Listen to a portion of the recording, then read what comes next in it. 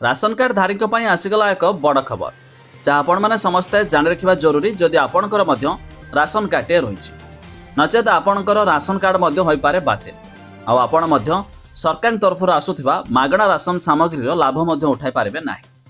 आसतु detail रे जानिबा ता पूर्व वीडियो को लाइक करंतु सब्सक्राइब करनथिले एबे सब्सक्राइब करी पाखर थिबा घंटी चिन्ह को दबाई दियंतु। राशन कार्ड धारक पई बड़ खबर बड़ घोषणा करिसंती सरकार।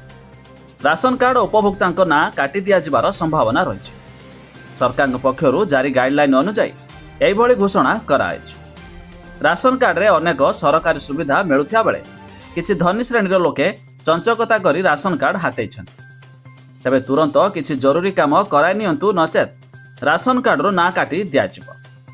मागणा रे चाउल एवं गहम आउ पाइबाकू सक्षम हेबे नाही कारण सरकार पक्षरु किछि गुरुत्वपूर्ण कार्य कराइ नेबाकू परामर्श दियाएछि। तबे समस्त राशन कार्ड धारीक पई एबे ई-केवाईसी कार्य करिबा वर्तमान बाध्यतामूलक।